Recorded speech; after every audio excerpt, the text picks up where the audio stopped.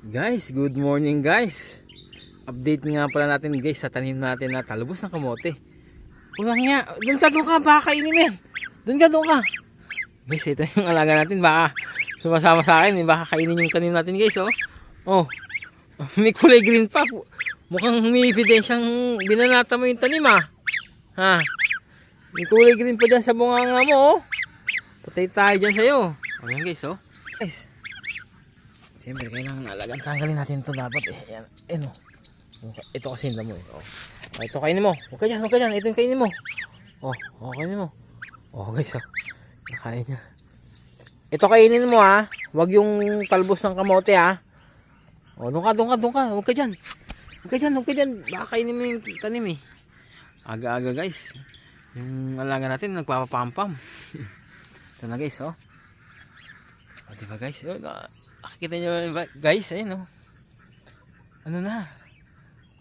Nagtatalbos na tapos humahaba na siya. Oh guys, sunod nito mag-harvest na tayo. Dati wala pa yan, ngayon tingnan nyo guys oh. Oh, ang dami na nila.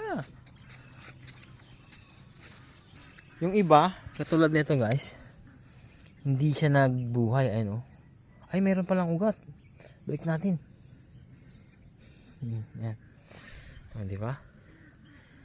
Oh, ito, meron siyang dahon oh. Pero yung iba guys, ang gaganda oh. Oh, lalago na nila. Isang linggo siguro, pwede na tayo mag-harvest niyan. Oh guys, di ba? Kaya kayo dyan guys. Pag may itananim, ito, ang aanhin natin sunod. Oh, di ba guys? Napakagandang tignan. Every morning